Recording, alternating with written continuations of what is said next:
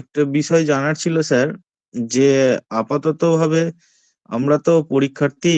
এই যে আমাদের এক তো রকম বিভিন্ন রকম সমস্যা এক্সাম রিলেটেড হয়ে থাকে, পিএসসি রিলেটেড, যে এটার নিষ্পত্তি মানে কবে নাগাদ আশা করা যেতে পারে, এর এক্সপেকটেশনটা যদি একটু বলে দেন আমাদেরকে, যে কিরম পজিশনে আছে এখন কেসটা, বা সবাই এখানে সেটাই জানতে চায়, যারা হয়তো জানে না তারাও একটু শুনতেও চায়। আর এর নিষ্পত্তি কিরম ভাবে কতটুকু কি এগোতে পারে। আপনার নাম আর জেলা? আমার নাম সুব্রত ব্যানার্জি, আমার যে ডিস্ট্রিক্ট হচ্ছে হুগলি ডিস্ট্রিক্ট। আচ্ছা, এখানে ঠিক আছে। সবাই স্যার চলে এসেছেন, স্যার জয়েন করেছেন। সবাই হ্যান্ডটা রেজ করবেন, সেই বক্তব্য অনুযায়ী সবাইকে ইয়ে দেওয়া হবে। বলুন, সবাই বলে নিন, আগে সবাই বলে নিন। আর সবাই বলে নিন, স্যার জবাব দেন। অগ্নিভয় এক এক করে নামটা তুমি বলো, সবাই কি বলবে? তুমি তো আমি বলবো? যারা হ্যাঁ, আমি ওটাই কল করছি।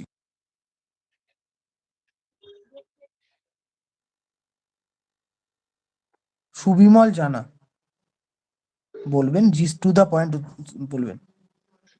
একই একই প্রশ্ন থাকলে রিপিট করবেন না।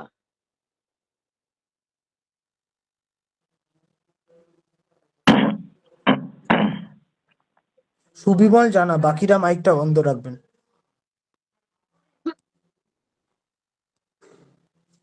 আচ্ছা, ডিএস আপনি বলুন। সুবিমল জানা হয়তো নেই, ডিএস বলুন, জেলাটা বলে দেবেন। ডিএস আপনি থ্যাংক ইউ বলুন। স্যার, আমাকে নাম আর বলার জেলাটা সুযোগ বলুন। দেওয়ার জন্য।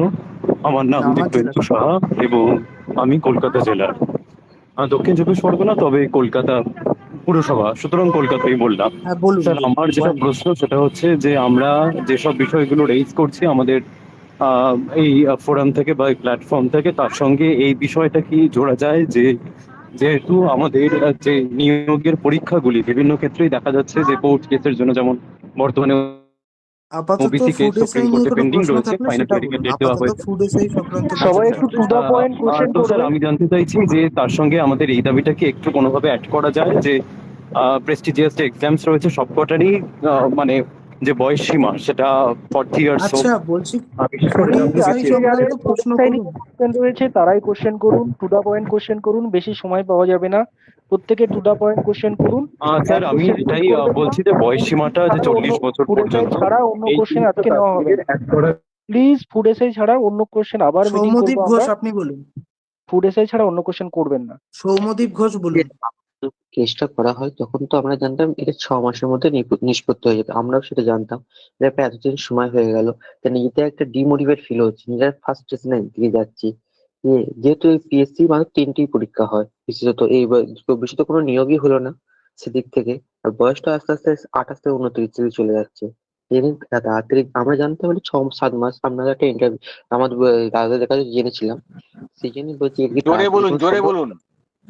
বলছি যে যখন এটা কেসটা করা হয় তখন বলে 6-7 মাসের মধ্যে নিষ্পত্তি হওয়ার কথা ছিল, কিন্তু এটা তো প্রায় 1 বছর হতে চললো। সেই জন্য সেই কথাটা বলা হচ্ছে যে এই কেসটা কি আদৌ কোন পথে যাচ্ছে।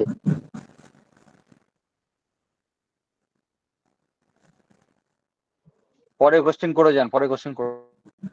শুভজিৎ মোদক। হ্যাঁ, বলছিলাম যে স্যার, আমাদের মানে খুবই মানে আমরা নদিয়া জেলায় থাকি, তো নদিয়া জেলা থেকে বলছি।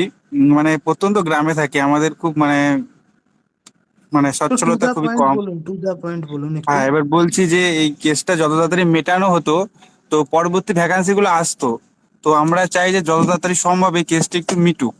হয় এক্সাম ক্যান্সেল করে দিক, না রি এক্সাম দিক, যে কোনো একটা করুক। আমাদের মানে বয়স চলে যাচ্ছে, আমাদের মানে ধৈর্য একদম হারিয়ে ফেলছি। এইটুকুই বলার ছিল। অতীশ গজ বলুন। স্যার, আমার নাম অতীশ গজ। আমি স্যার হাওড়া জেলা থেকে বলছি স্যার। থ্যাংক ইউ বলতে দেওয়ার জন্য স্যার, সুযোগ করে দেওয়ার জন্য। স্যার, অ্যাকচুয়ালি আমি জানতে চাইছিলাম যে আমাদের কেসটার আপডেট কোনো রকম কিছু আমরা পাচ্ছি না বিগত কয়েক মাস ধরে। কোনো রকম কোনো কেসটা হিয়ারিং হচ্ছে না, সেই বিষয়ে যদি একটু বলতে পারেন তাহলে আমি একটু খুব ভালো হয় আর কি। সবাই একটু ফার্স্ট্রেটের মধ্যে আছে, সেই কারণে অনেক প্রেসারটা এদের উপরে চলে আসছে। তো সেই কারণে স্যার একটু আপনি বলুন, আর আমরা চাইছি এর দ্রুত এটার একটা ভার্ডিক্ট আসুক। Thank you sir. বলছি কোশ্চেন গুলো সব একই রকম তো হয়ে যাচ্ছে। আলটিমেট এই এটাই আর প্রশ্ন সবার। স্যার বরং আমি এই একটা কথা বলতে গুলো একটু চাচ্ছিলাম। বলতে শুরু করুক, বেটার হবে তাহলে।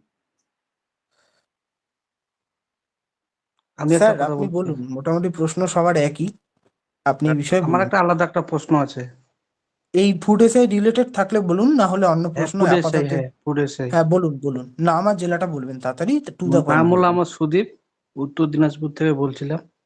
বললাম কি স্যার, যে এই যে ফুড এসআই যে এক্সামটা হচ্ছে, যে হাইকোর্টের রায় দিয়েছে সিআইডি, সিআইডি যে রায়টা দিয়েছে ওটা হচ্ছে রাজ্য সরকারের। আমরা রাজ্য সরকারের এগেনস্টে করবো, তা আদৌ কি এটা কি স্যার কেসটা কি নিষ্পত্তি হবে কি, এটাই জানা ছিল। এটা যদি আবার সিবিআই যদি হাতে হ্যান্ড ওভার হতো তাহলে একটা ভালো হতো, এটাই আমার বলার ছিল। বলবো এবার আমি বলবো। হ্যাঁ স্যার বলুন, আপনি বলুন স্যার। আমি শেষ প্রশ্ন থেকে শুরু করি। হ্যাঁ স্যার শুরু আহ, করুন। যিনি বললেন যে সিআইডি জায়গায় সিবিআই করলে কেমন হতো, তার মুখটা একটু দেখতে পারি? হ্যাঁ হ্যাঁ স্যার। আর দেখান দেখি মুখটা। সিবিআই হলে হয়ে যাবে তো? হুম। সিআইডি হলে মমতাকে গালাগাল দেবে না, সিবিআই হলে শুভেন্দুকে গালাগাল দেবেন, একই তো হবে। কেন স্যার? ধর্ষকরে খুঁজে পাইনি আর তোমার এই টুকেছে তাই সেই খুঁজে পাবে? ওটাই তো স্যার বললাম যে সিবিআই হলে সিআইডি হলে রাজ্য সরকার তুমি হলে তো। তুমি এখন তো সুপ্রিম কোর্টের তত্ত্বাবধানে এই আরজি করে বিচার চলছে তো। হুম। যেদিনকে সিবিআই কলকাতা পুলিশের কমিশনারকে অ্যারেস্ট করবে সেদিনকে আমি হাইকোর্টে সিবিআই পে করবো এই মামলা, তোমাদের মামলা।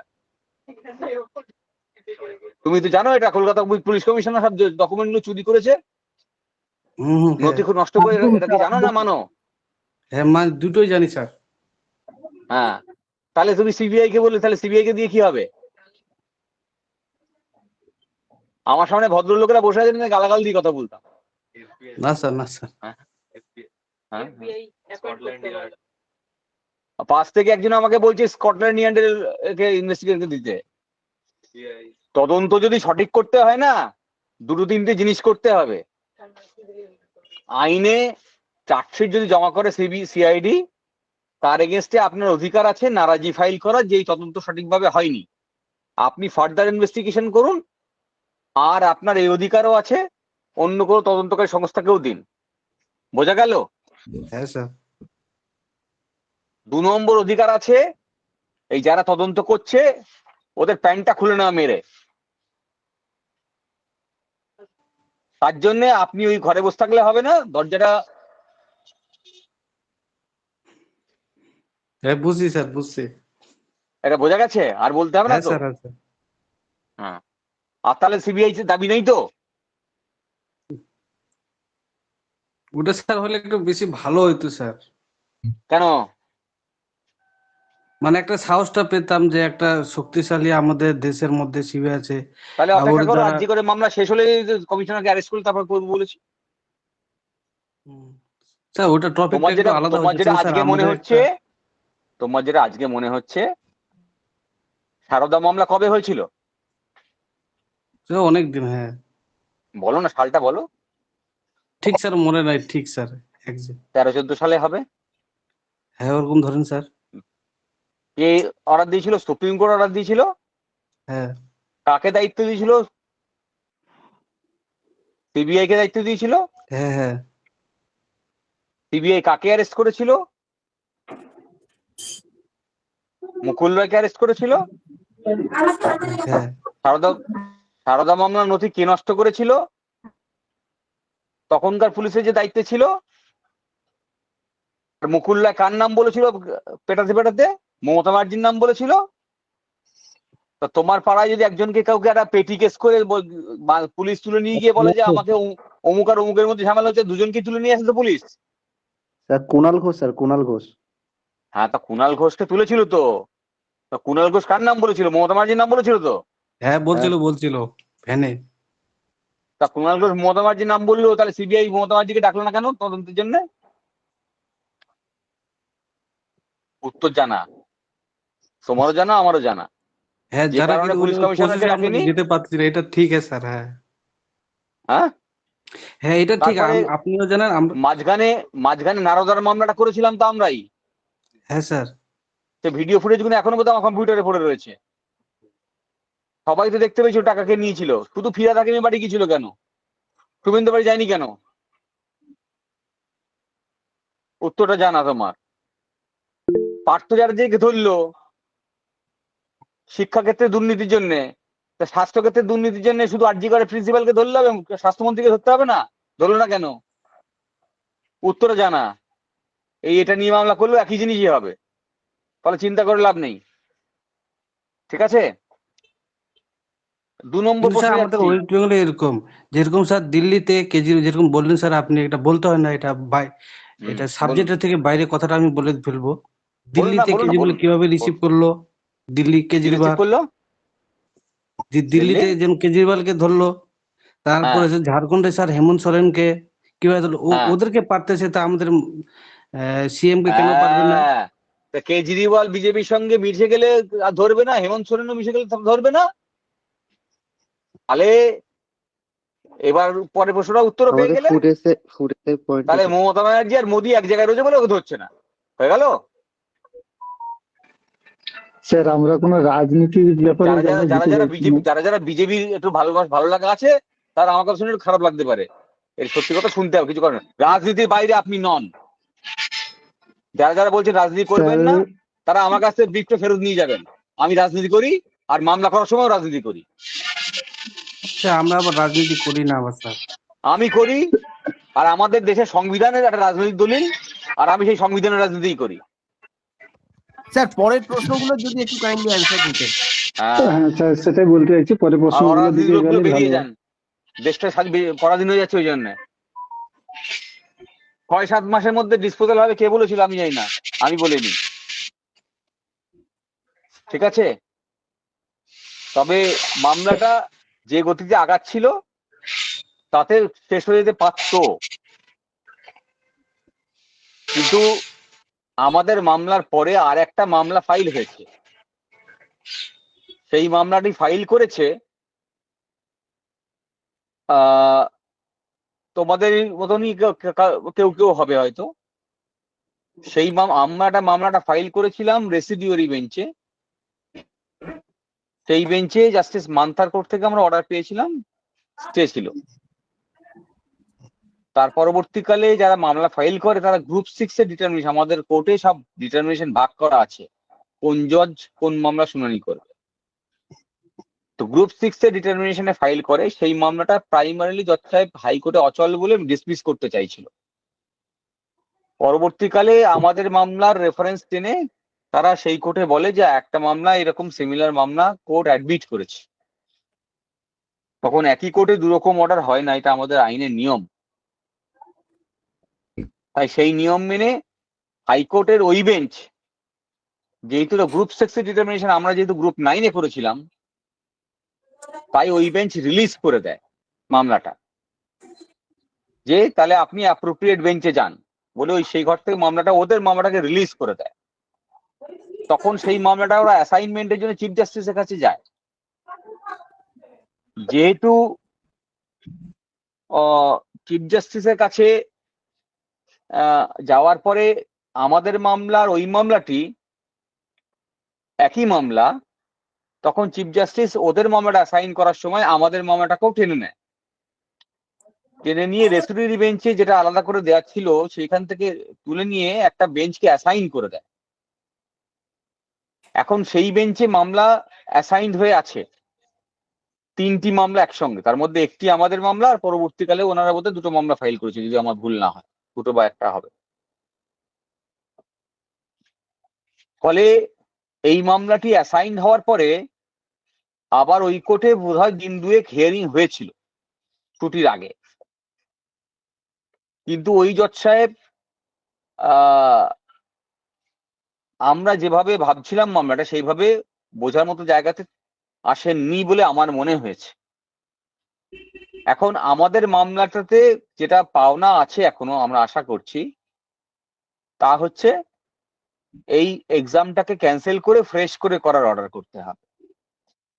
একজন ব্যক্তি এর মধ্যে একটি প্রশ্ন করেছেন, সেটা খুব গুরুত্বপূর্ণ প্রশ্ন, যে এজ রিল্যাক্সেশনের কি হবে যদি এই মামলা ক্যান্সেল করে দেয় এই সিলেকশন প্রসেস আলটিমেটলি।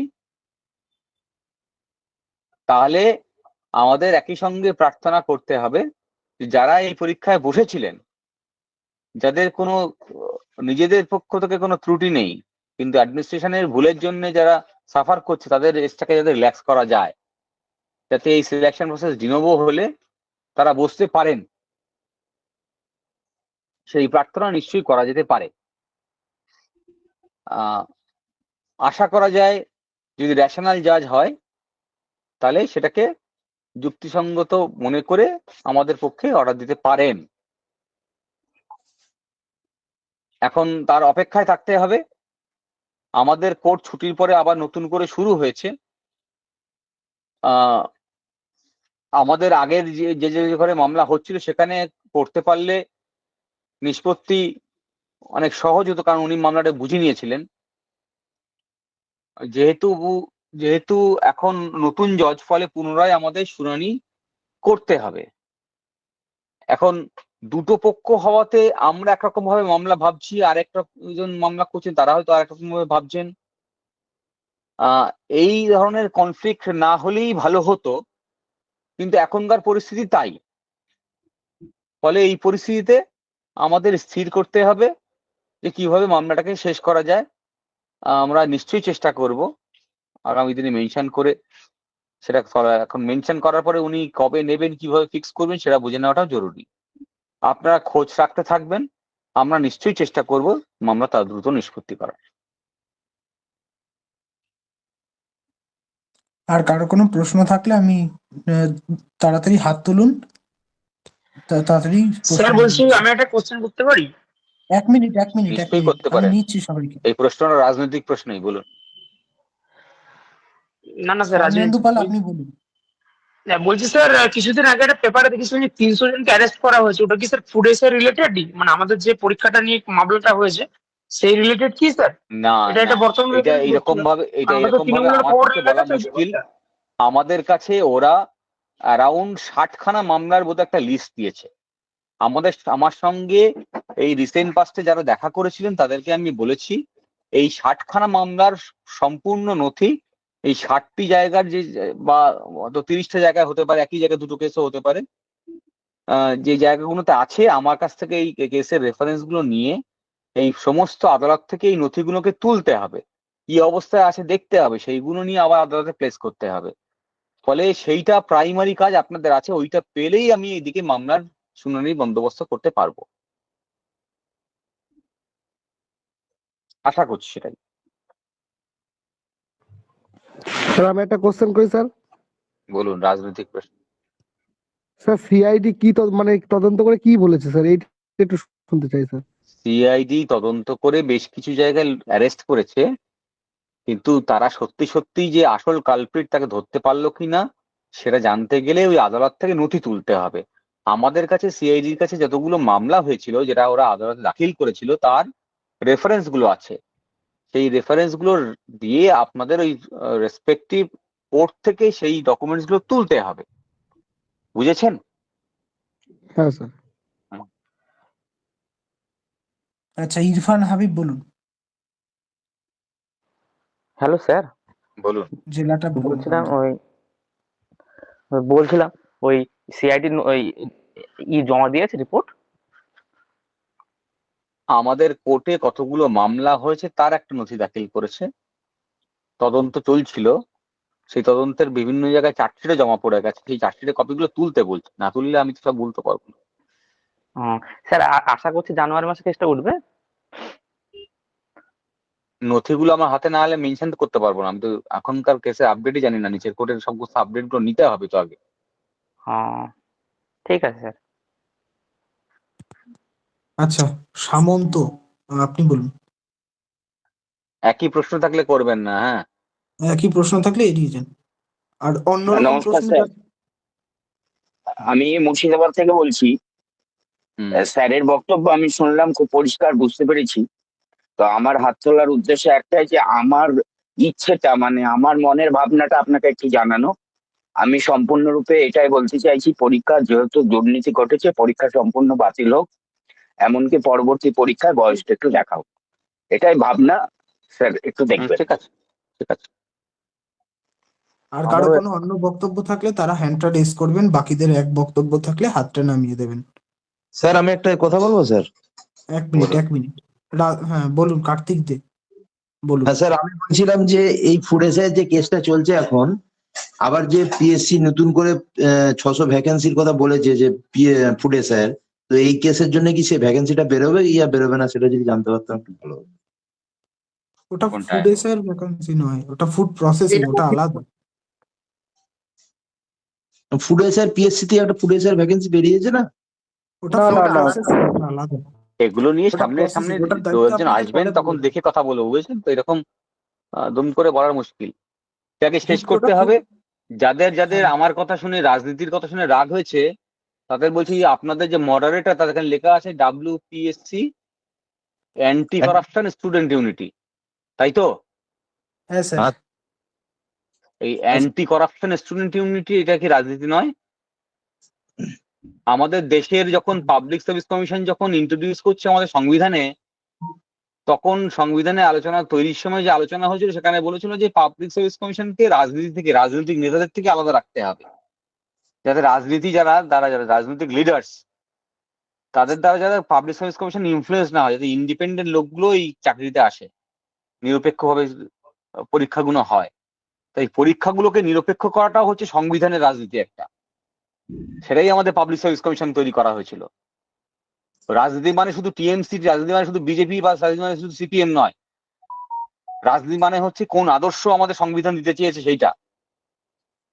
এই ভাবনাটা, আপনারা সবাই লেখাপড়া শিখছেন, আপনারা সবাই আগামী দিনে WBCS অফিসার হবেন, কেউ ফুডের অফিসার হবেন।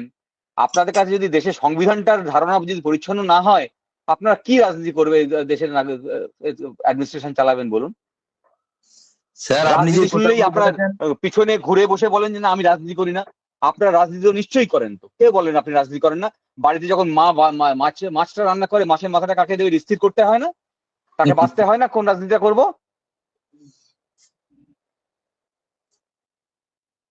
আপনি যে ধারণাগুলো পরিষ্কার করুন। আপনার কথাগুলো অপ্রিয় হলেও সত্যি কথা বলেছেন আপনি।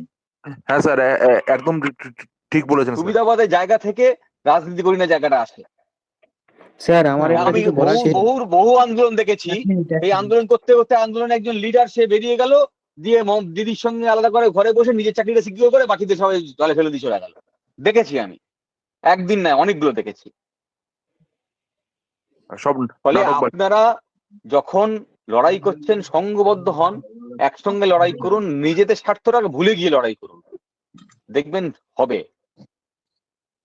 আদালত কেন, আপনার চাপ দিলে রাস্তায় এমনি ক্যান্সেল করে দেবো ওরা। আপনি এটা বললেন না যে অ্যাডমিনিস্ট্রেটিভ লাইনে আমরা যাব।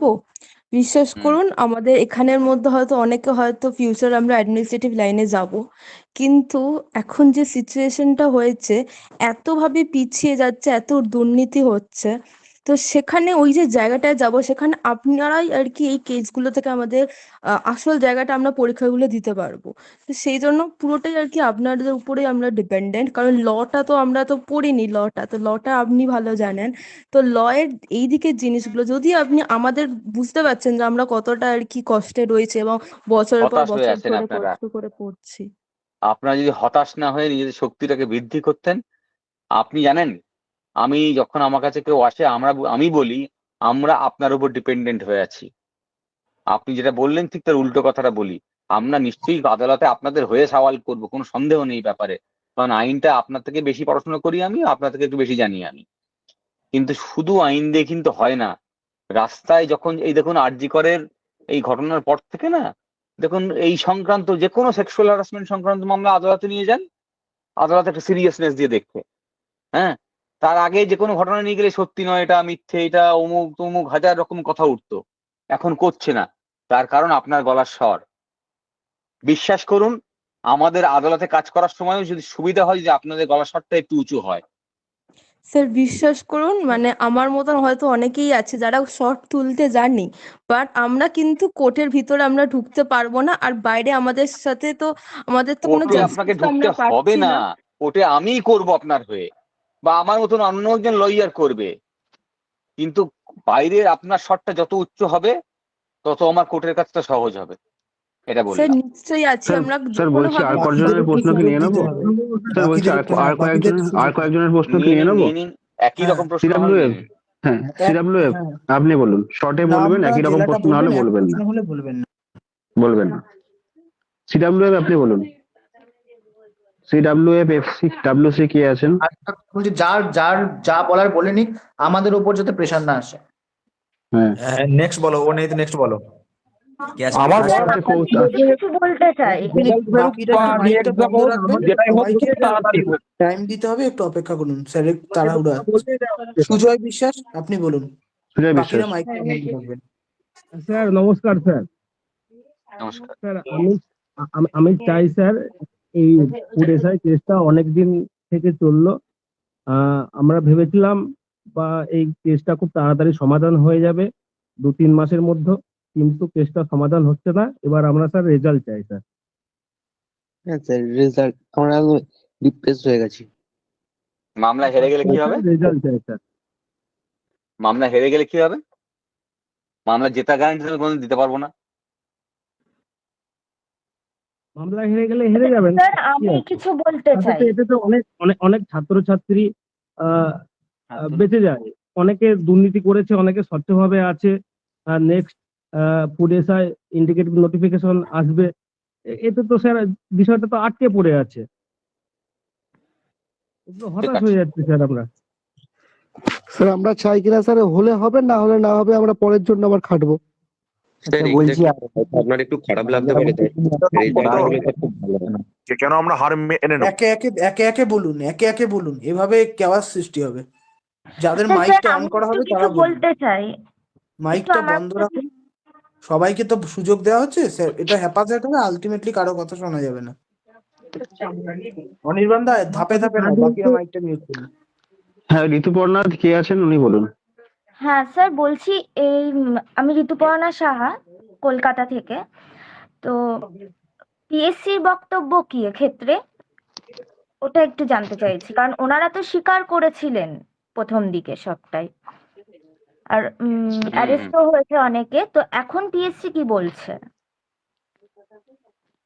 না, পরের প্রশ্ন নিয়ে ওদের নেবো। কথা কোনো পরিবর্তন হয়নি। হ্যাঁ, এখন যে ঘরে মামলা এসছে সেই ঘরে একটা প্রশ্ন উঠছে যে হাইকোর্টে মামলাটা মেনটেন দেবেন নাকি মামলাটা করার জন্য স্যাটে যেতে হবে, এই প্রশ্ন তুলছে। বুঝেছেন? যেহেতু রাজ্য সরকারের সমস্ত মামলা স্যাটে হয়, তাই পিএসসির এই মামলা এইটা বাতিল করতে আপনাকে স্যাটে যেতে হবে নাকি হাইকোর্টে হবে, সেইটা নিয়ে একটা প্রশ্ন তুলছে। মামলার মেরিটে কিছু অন্য কিছু পরিবর্তন হয়নি। না, দুর্নীতি তো হয়েছে ওনারাও জানেন, কিন্তু এভাবে তো রেজাল্ট পাবলিশ করা যায় না, বা ওনারাও এটাকে সাপোর্ট করতে পারেন না। রেজাল্ট কি পাবলিশ করেছে? না না, আমি বলছি মানে প্রসিডিওরটা তো কন্টিনিউ করতে পারেন। স্টে করেছে তো। ঠিক আছে। আচ্ছা কার্তিক দে আপনি বলুন। রাজদীপ বিশ্বাসকে সুযোগটা দাও, বুঝলে? সিডাব্লিউ আগে রাজদীপ বিশ্বাসকে করবে। রাজদীপ বিশ্বাস একটু ঝটপট বলুন। বাকিরা মাইকটা বন্ধ রাখবেন। 1 মিনিটে শেষ করব। জোরে জোরে জোরে জোরে জোরে আমি বেরিয়ে যাবো এবার, বলতে হবে খুব তাড়াতাড়ি 1 মিনিটের মধ্যে। মোটামুটি সবার বক্তব্য নেওয়া হয়ে গেছে, আর কিছু বক্তব্য থাকলে বলুন। স্যার আমি বলছিলাম যে আমাদের একজন বলুন। সিডাব্লিউ বলুন, তখন বলার সুযোগ পাননি, বাকিরা মাইকটা বন্ধ করুন। এবার স্যার বিলম্ব, সবার প্রশ্ন নেওয়া হয়েছে। ফুড এসআই এর প্রশ্ন তো আউট হয়েছে, আমাদের কাছে তো এক্স্যাক্টলি প্রমাণ আছে, তা আমাদের কোর্টে মেনশন করতে কি হচ্ছে কেসটা? তিনি তো একজন জাজ, তিনি সংবিধান সঙ্গে নিয়ে এসেছেন, তিনি আমাদের প্রমাণ দেখে তো আজ কথা বলবেন। আমাদের যা প্রমাণ আছে সেটা নিয়েই মামলা করেছিলাম। তারপরে আরো অনেক, বললাম না, প্রায় 60খানা কাছাকাছি অভিযোগ আমাদের কাছে পিএসসি তুলে দিয়েছে, ফলে সেগুলোও আছে, আপনারা যা দিয়েছিলেন তার বাইরে সেগুলোও আছে। এখন সেই মামলাগুলোর বললাম যে আপনাদের মধ্যে যারা লিডার আছেন তাদের কাছে আমি সেই রেফারেন্স গুলো দিলে সেই মামলাগুলো কি অবস্থায় আছে সেইটার নথি হাতে পেয়ে মামলাটা মেনশন করে আগাবো। এটা শুরুতেই বললাম, আপনার বোধহয় বুঝতে অসুবিধা হচ্ছে। হ্যাঁ, এটা নিয়ে আমার ওনাদের সঙ্গে আলোচনা হয়েও গেছে, এই গত 2-3 দিন আগে ওনারা এসেছিলেন, সেই প্রেক্ষিতে আলোচনা হয়েও গেছে। হ্যাঁ, ফলে স্যার, একই একটা কথা last রিপিট question করলে আমার ছিল। অন্যরকম উত্তর আসবে না। স্যার আর আগানোর দরকার নেই, আপনারা উইথড্র করে দিন স্যার। কতদিন টাইম আপনি লাগবে একা তো দায়িত্ব অপেক্ষায় নেবেন? থাকবো আমরা? আমরা কি আর কিছু সুজয় করতে বিশ্বাস? পারি? আপনার কি মনে হয় যে স্যার আমরা একটা বলার আমাদের ছিল তরফ স্যার। থেকে আর কিছু স্যার, করার আছে, লাস্ট যেখানে কোয়েশ্চেন স্যার। আমরা কিছু করলে সেখানে গলা তোলার ব্যাস কথা এইটু বলছিলেন? না, যেটা আপনারা রাস্তায় যাও প্রতিবাদ করা সেটা করুন, আর আমাকে যে নথিগুলো আমি চাইলাম সেইগুলো আপনাদের যারা লিডার আছে তাদের সঙ্গে কমিউনিকেট করে এইগুলোর ব্যবস্থা করুন। হ্যাঁ, আর আমিও এদিকে মামলাগুলো মেনশন করার চেষ্টা করি। ঠিক, ওকে ওকে, একটা thank you so timeline much. Frame করে আমাদেরকে আগাতে হবে। অতীশ গজ আপনি বলে নিন, বাকি সবার বক্তব্য নেওয়া হয়েছে, আপনার কিছু বলার থাকলে বলে নিন স্যার। এবার ইয়ে হবে। এই অগ্নিব বলছি যে পুতুল সরকার বলে যিনি কি একজন, উনি একটু কিছু বলতে চাইছিলেন, একটু উনি ওনারটা একটুখানি নিয়ে নিও, নিয়ে নাও ঠিক নিয়ে আছে? নাও নিয়ে নাও নিয়ে নাও নিয়ে নাও নিয়ে নাও। পুতুল সরকার, আপনি যেটা বলতে চাইছিলেন আপনার প্রশ্নটা একটু তাড়াতাড়ি করে নিন, স্যারের একটু তাড়া হয়ে গেছে, আপনি একটু তাড়াতাড়ি প্রশ্নটা করে নিন। স্যার বেরিয়ে আমি পুতুল সরকারের কথাগুলো আমি মেসেজ বক্সে দেখে নিয়েছি। স্যার কাইন্ডলি বুঝেছি আমি সেটা। হ্যাঁ স্যার, একটু লাস্ট একটা কোশ্চেন স্যার।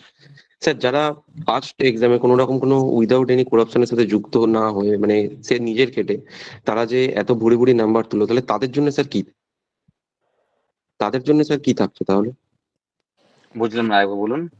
স্যার, যারা কোনো দুর্নীতি করেনি, নিজে খেটে, আর্থিক অবস্থা যাদের খুবই খারাপ, নিজের স্বচেষ্টায় যারা যথেষ্ট এনাফ নাম্বার তুলেছে, আউট অফ 100-এ আমি নিজে স্যার বলছি স্যার প্রচন্ড মানে অনেক নাম্বার তুলেছি, 95+। তো তাহলে আমাদের জন্য স্যার কি থাকছে? Sir depression? যে পরীক্ষাটা বাতিল চেয়েছি আমরা, এই পরীক্ষাটা যে যদি বাতিল হয় বা কোনো রকম কোনো রেজাল্ট বা কোনো কিছু যদি না পাবলিশড হয়, তাহলে স্যার আমাদের দেখুন জন্য এইখানে এই সুপ্রিম কোর্ট বহুবার এই ধরনের মামলা শুনানি করতে গিয়ে বলেছে, যেখানে আপনি বাছাই করতে পারছেন না কোনটা দুর্নীতিতে হয়েছে কোনটা দুর্নীতি হয়নি, সেখানে পুরোটাই বাতিল করতে হবে। এখানে কিচ্ছু করার নেই, এর ভিকটিম তো হচ্ছে আমাদের পশ্চিমবঙ্গে। আপনি একা কেন, শিক্ষকরা চাকরি পেয়ে একটা চাকরি ছেড়ে দিয়ে আবার নতুন চাকরি পেয়ে সেই চাকরিটা বাতিল হয়ে যাচ্ছে, তাদের অবস্থাটা বুঝুন, কিছু করার নেই। স্যার আমার একটা কিছু বলার আছে। দেখা যাক বাতিল হবে না না কি হবে, সেটা তো মামলার পরীক্ষা রেজাল্টের পরেই বোঝা যাবে, কিন্তু বাতিল হওয়ার সম্ভাবনা সমূহ। IFGJ কে আপনি বলে নিন, তারপর আর মোটামুটি সবার প্রশ্ন বলা হয়েছে দুবার করে। স্যার আমার একটা বক্তব্য স্যার বলছি স্যার, আপনি বাতিল হয় মাইকটা বন্ধ করবেন, বাকিদের একটু মাইকটা বন্ধ করবেন। স্যার, বাতিল যদি হয় তাহলে খুব তাড়াতাড়ি বাতিল করে দিন। মাইকটা বন্ধ করেন, বাকিদের একটু সুযোগ দিন, আপনি তো বলেছেন। দাদা বাতিল হলে খুব তাড়াতাড়ি বাতিল করে দিন, আমি তো অর্ডার দেবো না, অর্ডার তো আদালত দেবে। আর যদি না হয় স্যার, সওয়াল তাহলে করতে পারি আদালতে। কেসটা উইথড্রল করে স্যার আমাকে নিষ্পত্তি করে দিন, কারণ আমরা স্যার সহ্য করতে পারছি না, এত বয়স হয়ে যাচ্ছে স্যার, হয় এইটার জন্য বসে আছি, না হলে আরেকটার জন্য বসে আছি, এই নিয়ে স্যার খুব একটা চিন্তাতে আছি। ঠিক আছে স্যার? ঠিক আছে, আমি রাখলাম। হ্যাঁ স্যার, এটা একটু দেখবেন ধন্যবাদ। ওকে, থ্যাংক ইউ সো মাচ।